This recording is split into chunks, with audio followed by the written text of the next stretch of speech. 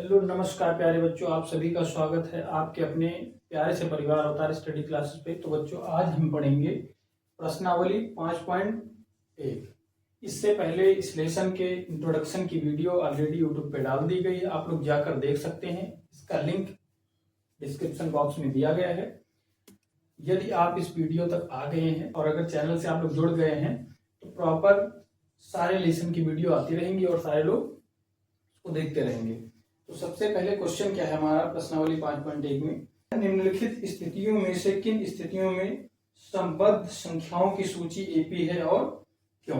नीचे कुछ स्थितियां बताई गई हैं जिसमें ये पूछा गया है कि इनमें से कौन कौन स्थितियां एपी में हैं और कौन कौन नहीं है। अब एपी क्या होता है ये चीजें आपको इंट्रोडक्शन की वीडियो में बताया जा चुका है, लेकिन अब एपी क्या होता है, लेसन हमारा क्या है, पांचवा लेसन है समांतर श्रेणियां। तो एपी क्या है, अरिथमेटिक प्रोग्रेशन, जिसे हम समांतर श्रेणियां बोलते हैं। ठीक, तो इसमें हमें स्थितियों को बताना है कौन सी समांतर श्रेणी में है और कौन सी नहीं है। तो देखते हैं बहुत आसानी से। क्वेश्चन क्या है, प्रत्येक किलोमीटर के बाद एक टैक्सी का किराया, जबकि प्रथम किलोमीटर के लिए किराया 15 रुपए है और प्रत्येक किलोमीटर के लिए किराया 8 रुपए है। पहले क्वेश्चन समझ लो, इसमें बताया क्या गया, बहुत आसान है और रिलेशन ही पूरा आपका बहुत आसान है। तो इसमें बताया क्या गया है कि टैक्सी के लिए प्रथम किलोमीटर यात्रा करने के लिए किराया आपको 15 रुपए देना पड़ता है, और उसके बाद यदि आप यात्रा को आगे बढ़ा रहे हैं तो प्रति किलोमीटर के लिए किराया टैक्सी वाला 8 रुपए और चार्ज करेगा। समझ में आया। तो सबसे पहले क्वेश्चन नंबर पहला है आपका,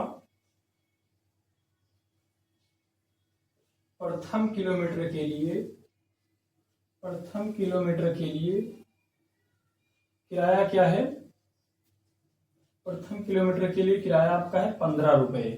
अब इसके बाद दूसरे किलोमीटर के लिए किराया क्या होगा, तो जब आप दूसरे किलोमीटर की यात्रा करते हैं तो उसमें टैक्सी वाला 8 रुपए ऐड करता जाता है। अब आपको कहीं की भी यात्रा करनी है, विद्यालय जाना है, कहीं टहलने जाना है, कहीं घूमने जाना है, तो टैक्सी वाले का यही रूल है कि प्रथम किलोमीटर के लिए आप 15 रुपए देंगे और उसके बाद यात्रा आप बढ़ा रहे हैं तो प्रति किलोमीटर के लिए 8 रुपए बढ़ता चला जाएगा। तो इस प्रकार दूसरे किलोमीटर के लिए किराया क्या होगा, दूसरे किलोमीटर का किराया,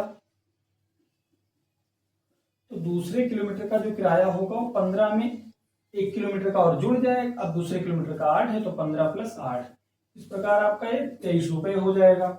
और तीसरे किलोमीटर की बात करें तो क्या आएगा, तीसरे किलोमीटर का किराया, तीसरे किलोमीटर का किराया। अब जो ये आपका तीसरे किलोमीटर का किराया होगा ये क्या हो जाएगा, तो ये चीजें हमें पता है क्योंकि प्रथम किलोमीटर के लिए 15 रुपये लिया और दूसरे का 8 और फिर तीसरा जाओगे तो फिर से 8 ले लेगा। इस प्रकार आपका क्या होगा, 15 में 2 बार 8 + 8 ये भी जोड़ दो तो ये आपका आ जाएगा 31 रुपए। अब जोड़ना तो आता ही है, बहुत सिंपल सी चीजें हैं। अब इसी प्रकार से यदि आप चौथे किलोमीटर की यात्रा करेंगे फिर से 8 जुड़ेगा, पांचवें किलोमीटर की यात्रा करेंगे फिर से 8 जुड़ेगा। तो इस प्रकार से यात्रा करते जाएंगे और पैसे बढ़ते चले जाएंगे। फिलहाल यहाँ पे हमें यात्रा नहीं करना है, अब आगे की तरफ हमें क्वेश्चन को सॉल्व करना है। तो इस प्रकार जो आपकी सूची बनेगी, जो समांतर श्रेणी बनेगी, वो पहला पद हो जाएगा 15, दूसरा पद हो जाएगा 23 और तीसरा पद क्या हो जाएगा 31। और फिर से यदि आप चौथे किलोमीटर को जा रहे हैं तो 8 और जोड़ दो तो इस प्रकार से आपका ये क्या हो जाएगा 39 हो जाएगा। ये आपकी एपी बन के तैयार हो गई, मतलब समांतर श्रेणी बन के तैयार हो गई।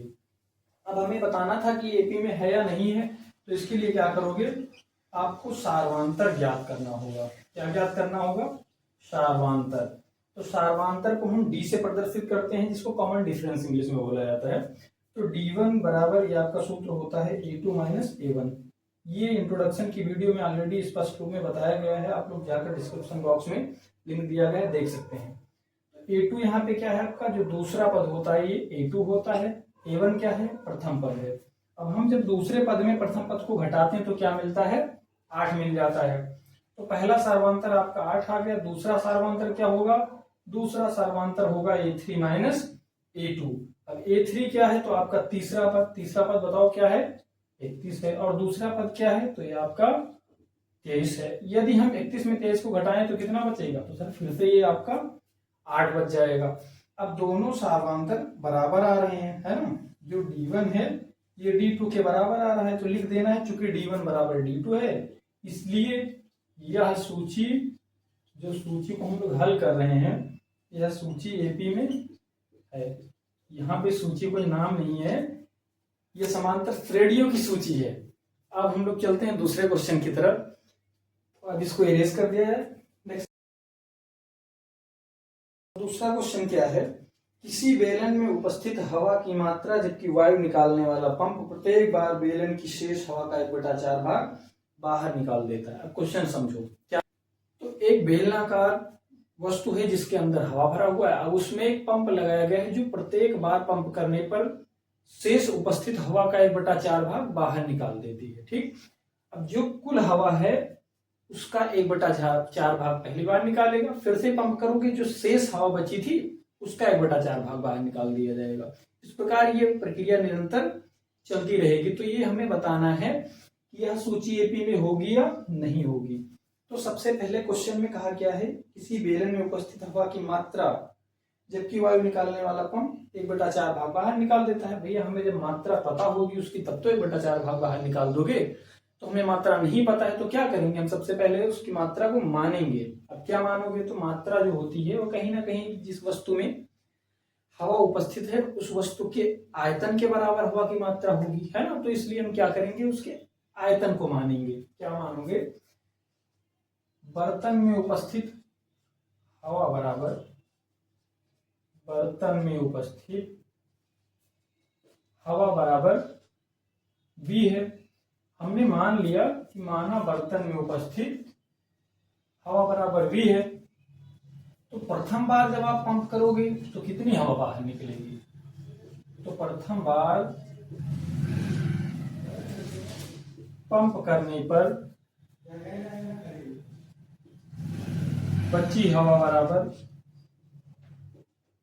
ये आपका जो कुल आयतन V है इसमें हम क्या करेंगे, 1/4 भाग बाहर कर देंगे। और एक कैल्शियम आपका 4 आ जाएगा, और 4 को V से मल्टीप्लाई करोगे तो 4 भी हो जाएगा माइनस 1V। अब 4V में 1V घटेगा तो क्या बचेगा, 3V बटे में 4, 3V बटे में 4। इस प्रकार दूसरी बार पंप करने पर शेष हवा क्या होगा। अब पहली बार पंप किया गया तो शेष हवा कितनी बची, 3/4V। तो अब क्या करोगे, जो शेष हवा है 3/4V, इस 3/4 का फिर से 1/4 भाग आप बाहर कर दोगे। ठीक, फिर से 3/4 का 1/4 भाग हम बाहर कर देंगे। तो ये क्या शेष बचेगा, 3/4V माइनस 3 को 1 से मल्टीप्लाई करोगे आपका ये 3 आ जाएगा, और 4 चौक 16 हो जाएगा। अब 3/4V में 3/16V हमें घटाना है। क्या करेंगे, पहले दोनों का आप एलसीएम ले लो। 4 और 16 का एलसीएम क्या आएगा, अब इतना तो पता ही होगा, क्लास 3rd से आप लोग पढ़ते आए हैं। तो ये 4 और 16 का एलसीएम 16 हो जाएगा। हम सीधा सा एलसीएम इसका लिखे दे रहे हैं। जिसको नहीं पता एलसीएम निकालना सीधा सा जान लो, ये दोनों का क्या एलसीएम आया, 16 आया। तो जो 16 था वो ऑलरेडी 16 है। अब 4 क्या हो गया, 16 हो गया, मतलब 4 अपने का 4 गुना हो गया। तो जो इसका ऊपरी भाग है, अंश वाला भाग है, उसको भी 4 गुना कर दो, 3 चौक 12। इतना तो आसानी से पता है सारे बच्चों को। तो 12 में 3 घटेगा, आपका 9 बचेगा, 9/16 भी आ जाएगा। अब दूसरी बार पंप करने पर 9/16 भी आ गया। अब कहोगे तो तीसरी बार क्या आएगा, तीसरी बार पंप करने पर शेष हवा, भैया जब तीसरी बार हम लोग पंप करेंगे तो शेष हवा क्या बचेगी। अब कुल हवा कितना बचा था, 9/16 भी बचा था। तो अब इस 9/16 का हम 1/4 भाग फिर से निकालेंगे। तो 9/16 माइनस 9 1 में 9, और 16 चौको क्या हो जाएगा, 64 भी हो जाएगा। 9/64 भी हो गया। अब यहाँ पे आपको 16 और 64 का एलसीएम लेना है। 16 और 64 का अगर एलसीएम नहीं आ रहा है आपको, कोई दिक्कत नहीं है, इससे हमें डरना नहीं है। इसकी वीडियो आपको ऑलरेडी यूट्यूब पे पड़ी हुई है, आप लोग जाकर वहां पे एलसीएम की वीडियो पर देख लें और फिर से आकर के एक्सरसाइज को सॉल्व करें। तो 16 और 64 का एलसीएम ये आपका 64 आएगा। अब 64 का 64 है, 16 का कितने गुना है 64, तो 16 चौको 64, 4 गुना है, तो 9 का 4 गुना कितना हो जाएगा, ये आपका 36 हो जाएगा। तो 36 माइनस 9 आ गया। अब 36 में 9 घटेगा तो कितना बचेगा, ये आपका 27 बच जाएगा, तो 27/64 आ गया। ये तीसरी बार करने पर शेष हवा कितनी बच गई, 27/64 बच गई। तो इस प्रकार अगर यहाँ पे हम एपी की बात करें, समांतर श्रेणी की बात करें, तो पहला पद क्या है आपका, जो कुल हवा थी जिसको हम मान लिए थे बी, पहला पद हो गया।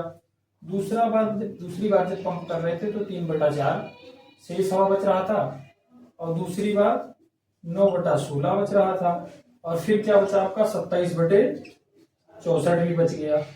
अगर आप निरंतर इसका 1/4 भाग निकालते चले जाएंगे तो कुछ इस प्रकार से एक समांतर श्रेणी प्राप्त होगी। अब इसमें हम सबसे पहले सार्वांतर निकालेंगे, तो सार्वांतर D1 बराबर, पहला सार्वांतर क्या होगा, A2 माइनस A1। A2 का मान क्या है 3/4V, और A1 का मान V है।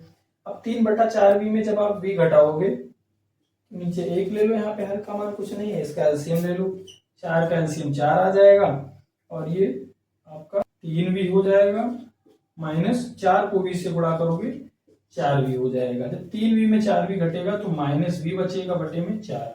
दूसरा सार्वंतर निकालोगे D2, तो दूसरा सार्वंतर D2 क्या होगा, A3 माइनस A2। A3 का मान क्या है 9/16V, A2 का मान क्या है 3/4V।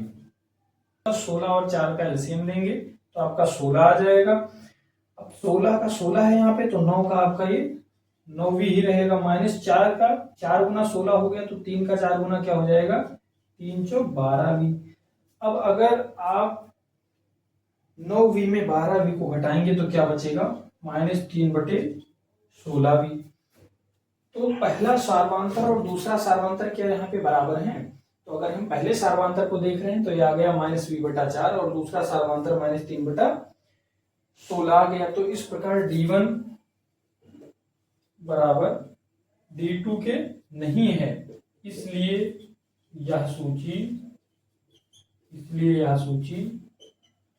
सूची एपी में है या नहीं है, नहीं है, क्योंकि हमारा D1 बराबर D2 नहीं है, तो इसलिए यह सूची एपी में नहीं है। ये दूसरे क्वेश्चन का आंसर हो गया आपका। अब हम लोग चल रहे हैं क्वेश्चन नंबर 3 की तरफ।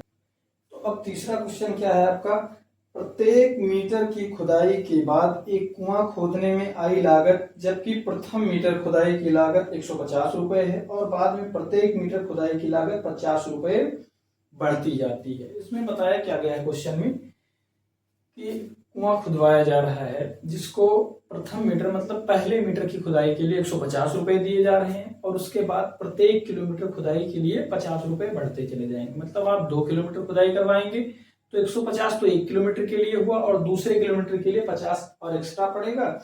इस प्रकार 2 किलोमीटर के लिए 2 मीटर के लिए 200 रुपए। तो अब हम क्वेश्चन पे आते हैं। प्रथम किलोमीटर के लिए खुदाई की लागत क्या है, तो सर 150 है, तो यहाँ पे हमें लिख लेना है प्रथम किलोमीटर के लिए, किलोमीटर नहीं मीटर, बार बार किलोमीटर आ रहा है, प्रथम मीटर की खुदाई में लागत 150 रुपए। दूसरे मीटर की खुदाई में आई लागत बराबर, तो दूसरे मीटर में कुल कितना लागत हो जाएगा, पहले मीटर का 150 और दूसरे मीटर का 50, इस प्रकार ये आपका 200 रुपया हो जाएगा। इस प्रकार से तीसरे मीटर में आई खुदाई की लागत बराबर, तीसरे मीटर में कितनी खुदाई की लागत आएगी, तो पहले मीटर में 150 और प्लस दूसरे का 50, और यह तीसरे में भी आपका 50 एक्स्ट्रा जुड़ जाएगा, तो इस प्रकार ये आपका 250 आ जाएगा। ठीक, कितना आ गया हमारा 250 रुपए आ गए। अब चौथे किलोमीटर की बात करोगे तो ये तो हम निकाल लेंगे, कैसे निकालोगे, जैसे 50 जोड़ते जा रहे हैं इसमें भी 50 आपको जोड़ देना है। तो इस प्रकार जो हमारी सूची बन रही है, जो एपी बन रही है, वो 150, 200, 250, और इस प्रकार निरंतर ये प्रक्रिया चलती रहेगी। तो अब हमें देखना है सूची एपी में है या नहीं है, तो इसके लिए हमें सबसे पहले सार्वांतर ज्ञात करना होगा। क्या ज्ञात करोगे, सार्वांतर। तो पहला सार्वांतर D1 बराबर ये हो जाएगा A2 माइनस A1, A2 का मान है आपका 200, 200 रखो, A1 का मान 150, ये लो 150 रख दिया गया, तो सार्वधारिक कितना आ गया, 50 आ गया। इस प्रकार से दूसरा सार्वधारिक क्या होगा, A3 माइनस A2 हो जाएगा। A3 का मान क्या है आपका, सर 250 है, और A2 का मान 200।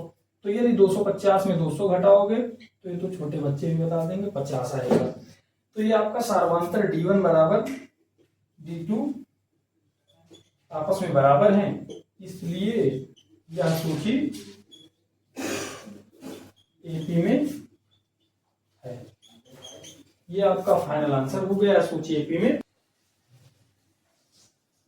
अब देखते हैं क्वेश्चन नंबर 4 क्या है। खाते में प्रत्येक वर्ष का मिश्र धन जबकि 10,000 रुपए की राशि 8% वार्षिक दर से चक्रवृद्धि ब्याज पर जमा की जाती है। हमें इसमें बताना है खाते में प्रत्येक वर्ष का चक्रवृद्धि ब्याज पर मिश्र धन क्या होगा, जबकि राशि आपकी 10,000 है और प्रति वर्ष दर 8% का है। तो हमें बताना है कि यह सूची एपी में होगी या नहीं होगी। तो सबसे पहले हमें यहाँ पे दिया गया है, इसमें मूलधन दिया गया है, तो P बराबर यह आपका 10,000 है।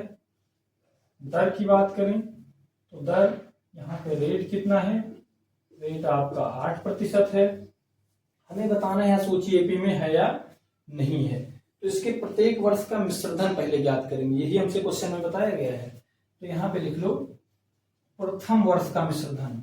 सबसे पहले प्रथम वर्ष का मिश्र धन निकालो, तो प्रथम वर्ष का मिश्र धन बराबर, राइटिंग थोड़ा मैनेज करना पड़ेगा भैया। प्रथम वर्ष का मिश्र धन बराबर, तो पहले वर्ष का मिश्र धन आपका क्या होगा, तो हमें यहाँ पे मूलधन दिया गया है, मूलधन बराबर 10,000 और दर बराबर 8%। अब इसमें सूत्र साधारण ब्याज का भी लग जाएगा, चक्रवृद्धि ब्याज का भी लग जाएगा, लेकिन ध्यान ये रखना है कि चक्रवृद्धि ब्याज से थोड़ा कैलकुलेशन आपका लॉन्ग हो जाएगा, तो इसलिए हम यहाँ पे साधारण ब्याज का सूत्र लगाएंगे। तो साधारण ब्याज का सूत्र क्या होता है, साधारण ब्याज SI बराबर मूलधन गुणे दर और गुणे समय बटे में 100। तो साधारण ब्याज SI बराबर मूलधन पता है क्या 10,000 गुणे 8 और गुणे समय क्या है आपका प्रथम वर्ष, तो एक वर्ष हो जाएगा, यहाँ पे 1 ले लेंगे, बटे में 100। 2 जीरो से 2 जीरो उड़ गए और 100 से 8 को गुणा कर लो, 100 से 8 को गुणा करोगे आपका 800 आ जाएगा। साधारण ब्याज कितना आया 800। तो ये जो 800 आ गया है, ये प्रथम वर्ष का मिश्र धन क्या हो जाएगा, तो प्रथम वर्ष का जो मिश्र धन होगा, प्रथम वर्ष का मिश्र धन अमाउंट बराबर ये आपका होगा प्रिंसिपल प्लस SI, मतलब मूलधन प्लस साधारण ब्याज। तो 10,000 में जब आप 800 जोड़ेंगे तो यह आ जाएगा 10,800 रुपया। ये क्या हो गया प्रथम वर्ष का मिश्र धन। अब हम इसी प्रकार से निकालेंगे दूसरे वर्ष का मिश्र धन।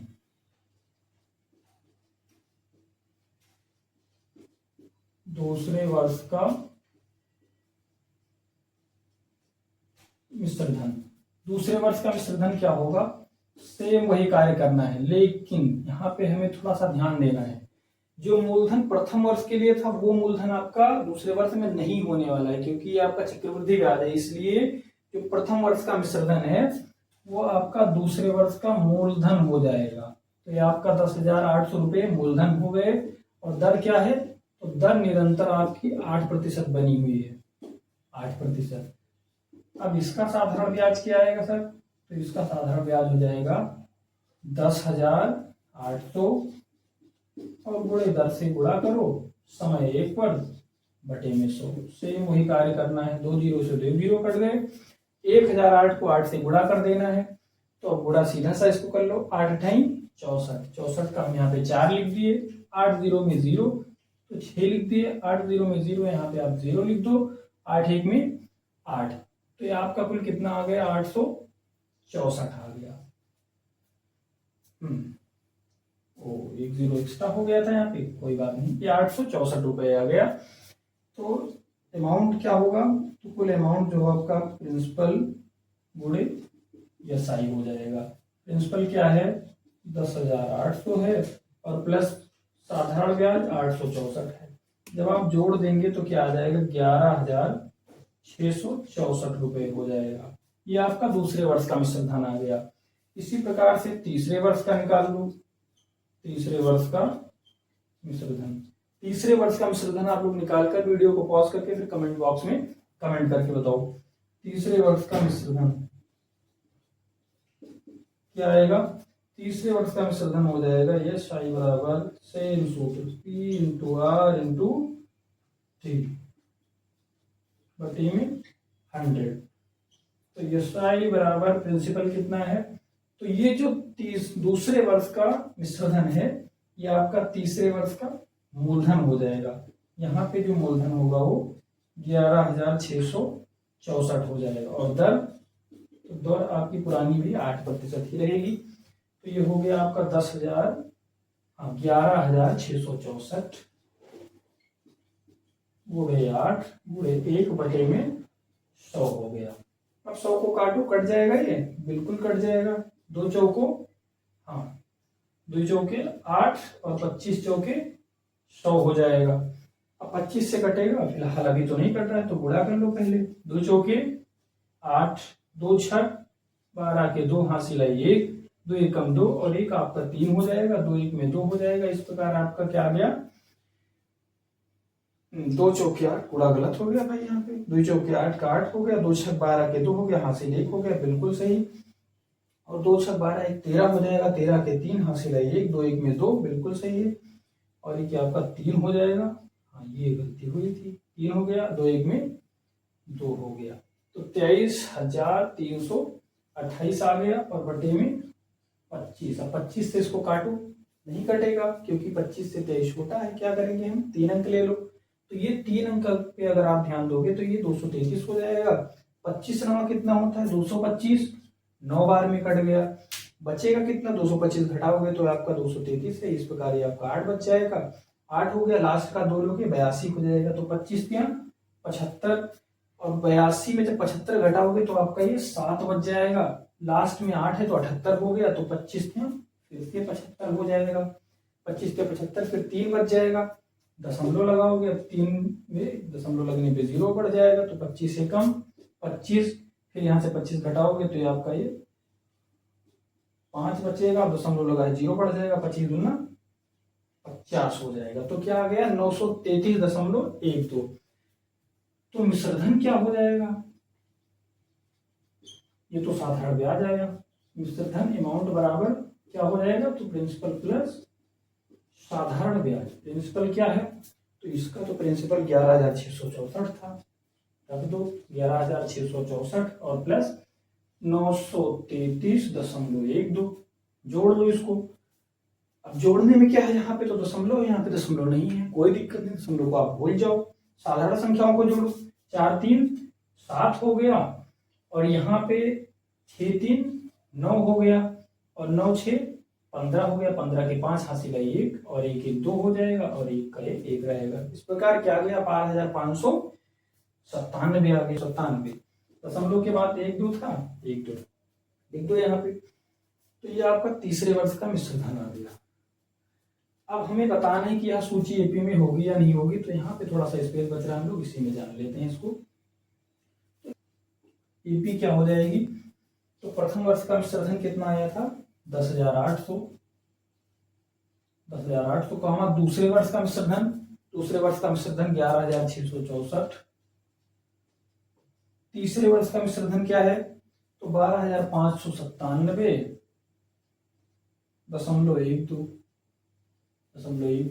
इस प्रकार से आपकी ये सूची बन जाएगी। तो इसमें हमें सबसे पहले समांतर श्रेणी में है या नहीं है, इसको बताने के लिए सबसे पहले हम सार्वांतर ज्ञात करेंगे। सार्वांतर D1 बराबर क्या होता है, A2 माइनस A1। A2 का मान क्या है, A2 का मान 11,664 है और A1 का मान 10,800। जगह भैया यहाँ पे कम बच रही है इसलिए छोटा लिख दे रहे हैं, इसको मैनेज कर लेना। 11,664 माइनस 10,800। अब इसको घटा लो, 11,664 में 10,800 घटाएंगे कितना बचेगा, घटा के बताओ जल्दी से। तो तो ये आपका जब 11,000 में 10,800 घटाओगे 200 बचेगा, ये 664 है। अब 664 में 2 जोड़ दोगे तो 864 आ जाएगा, 200 जोड़ दोगे 864 आ जाएगा। अब दूसरा सार्वधातुक D2 निकालोगे, सूत्र क्या होता है जल्दी बोलो, A3 माइनस A2 होता है। A3 का मान क्या है, A3 का मान हमारे यहाँ पे 12,597.12 माइनस A2 का मान 11,664। फटाफट घटा लेते हैं 11,664। अगर 12,000 में आप 11,664 घटाओगे, इस प्रकार ये आपका बच जाएगा 336 बच जाएगा, बिल्कुल 336 बचेगा और 597। चलो इसको डायरेक्ट ऐसे ही घटा लो। देखो यहाँ पे 4 में 7 में 4 घटेगा, दशमलव को भूल जाओ थोड़ी देर के लिए। 7 में 4 घटेगा, कितना बचेगा 3 बचेगा। 6 में 9 में 6 घटेगा, तो 9 में 6 घटाओगे तो आपका 3 बच जाएगा। और 5 में 6 नहीं घटेगा, कि यहाँ से कैरी कर लो, हासिल ले लो, तो ये हो जाएगा आपका 15। 15 में 6 जाएगा, 9 बच जाएगा, बिल्कुल सही। 1 बचा यहाँ पे, 1 में 1 जाएगा 0 बचेगा, 1 में जाएगा 0 बचेगा। इस प्रकार ये आपका क्या आ गया 933 आ गया। तो दोनों सार्वधातुक क्या आपस में बराबर हैं। पहला सार्वधातुक 864 है और दूसरा 933 है। इसलिए यहाँ पे क्या लिखेंगे, चूंकि D1 बराबर D2 के है नहीं है, क्योंकि पहला 864 है दूसरा 933 है, तो इस पे लिख देना है D1 बराबर D2 नहीं है। इसलिए यह सूची AP में है। तो इसको स्क्रीनशॉट ले लो या वीडियो पॉज करके एक एक चीजें नोट कर लो। बिना नोट किए हुए इसका सॉल्यूशन नहीं समझ में आएगा। जब तक वीडियो देखेंगे तब तक समझ में आएगा और बाद में फिर भूल जाओगे। तो अब चलते हैं हम क्वेश्चन नंबर दूसरे की तरफ। दूसरा क्वेश्चन क्या है,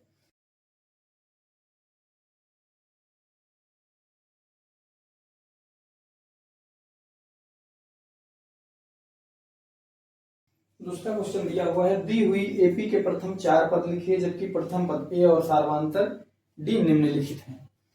AP के प्रथम 4 पद लिखने हैं, जिसके लिए प्रथम पद और सार्वधातुक D दिया हुआ है। प्रथम पद 10 है पहले क्वेश्चन में, और सार्वधातुक भी आपका 10 है। इसके प्रथम 4 पद लिखने हैं। तो पहला पद तो ये दिया हुआ है आपका, तो प्रथम पद क्या हो जाएगा, प्रथम पद A बराबर 10 हो जाएगा। दूसरा पद क्या हो जाएगा, दूसरा पद A2 हो जाएगा। A2 के लिए सूत्र होता है A प्लस D। A का मान 10 है और D का भी मान 10 है, 10 में 10 जोड़ दोगे 20 हो जाएगा। तीसरा पद क्या हो जाएगा, तीसरा पद के लिए A3 होता है। A3 का सूत्र होता है A प्लस 2D। इसको इंट्रोडक्शन की वीडियो में बताया जा चुका है already. A plus 2D, A का मान 10 है और प्लस 2 गुणे D का मान क्या होता है 10। बिल्कुल गुणा कर लो यहाँ पे, 10 प्लस 10 दूनी 20 हो जाएगा और 20 में 10 जोड़ेगा 30 हो जाएगा।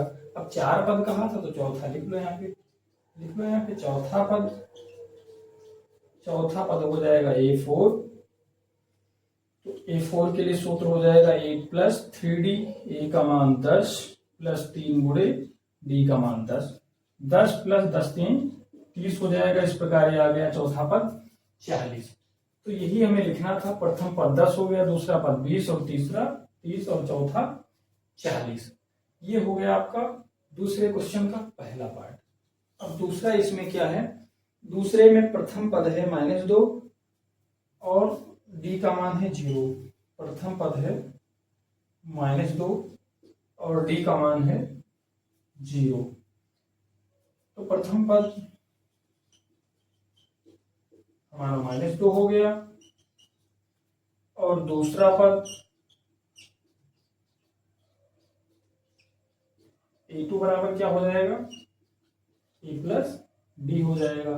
A का मान क्या है, A का मान यहाँ पे -2 है और D का मान 0। -2 में 0 जोड़ोगे -2 आएगा।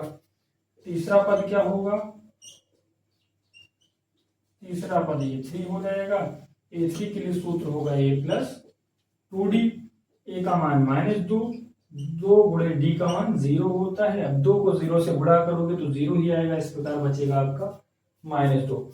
और सेम प्रक्रिया जब करोगे चौथे पद के लिए, तो चौथा पद भी आपका क्या हो जाएगा, चौथा पद A4 बराबर ये भी -2 ही आएगा। तो प्रथम पद भी -2, दूसरा भी -2, तीसरा भी -2, चौथा भी -2। ये आपका सॉल्यूशन हो गया दूसरे का। अब हम लोग चल रहे हैं इसके तीसरे क्वेश्चन की तरफ। तो इसका तीसरा क्वेश्चन क्या है, a बराबर 4 d बराबर -3। तीसरा क्वेश्चन है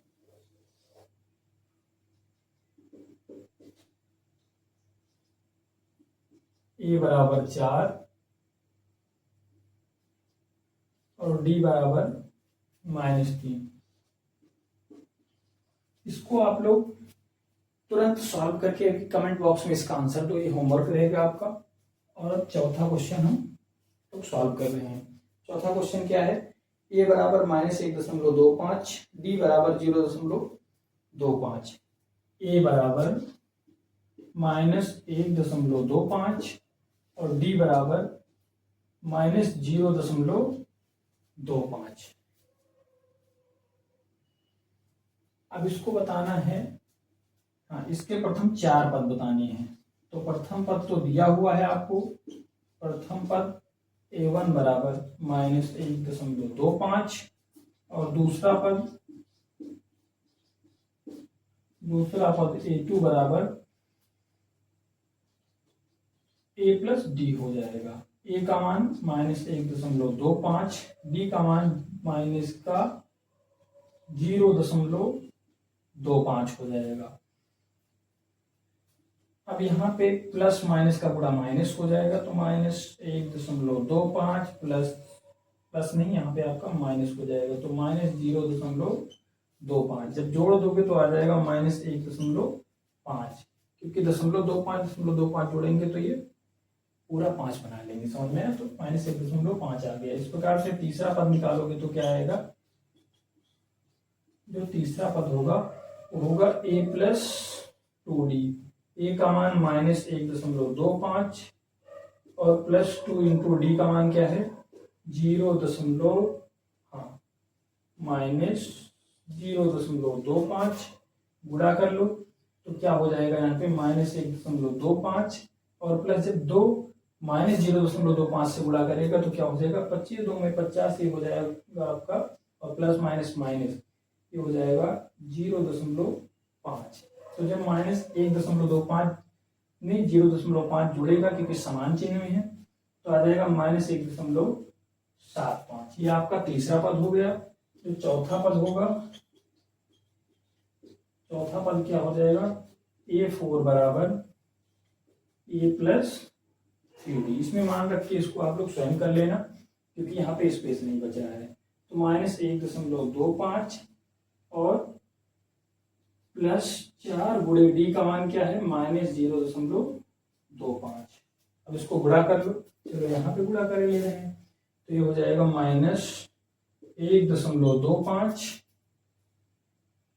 अब यहाँ पे जब गुणा करोगे तो प्लस माइनस का गुणा माइनस हो जाएगा, और 4 को जब 0.25 से गुणा करोगे तो ये आपका 1 आ जाएगा। 25 चौके 100, बिल्कुल 1 आ जाएगा। तो जब माइनस माइनस समान चिन्ह वाले आपस में जुड़ जाएंगे तो ये आएगा -2.25 आ जाएगा। क्या आएगा, -2.25 आ जाएगा। क्या कहीं गलत तो नहीं हुआ है कुछ, ये आपका हुआ a+3d -1.25 प्लस चौथे पद के लिए ये देखो, यहाँ पे सूत्र में थोड़ा सा गलती हुई है, हुआ है, क्योंकि यहाँ पे 3d होता है और हम लोग लास्ट में 4 से गुणा कर दिए। तो जब 3 से गुणा करोगे तो क्या आ जाएगा, यहाँ पे 3 से गुणा करोगे तो 0.75 आएगा। 0.75 जब जुड़ेगा इसमें तो ये आ जाएगा आपका -2 आ जाएगा। तो चौथा पद क्या आ गया, -2 आ गया। ये चौथा पद है आपका। तो a1 कितना आ गया, a1 यहाँ पे आया था -1.25। a2 क्या आया था, a2 दूसरा पद -1.5। a3 तीसरा पद -1.75। a4 चौथा पद ये आया था -2। ये आपका फाइनल आंसर हो गया। और इस प्रकार प्रश्नावली 5.1 के दोनों क्वेश्चन सॉल्व होते हैं। अब इसके बाद जो तीसरा और चौथा क्वेश्चन बच रहा है, इसको हम लोग दूसरी वीडियो में सॉल्व करेंगे। तो इतनी चीजें आप लोग देखकर एक एक चीजें नोट कर लें और क्लासेस रेगुलर आते हैं और सारे लोग रेगुलर क्लासेस देखते रहिए और सारी चीज़ें नोट करते रहिए।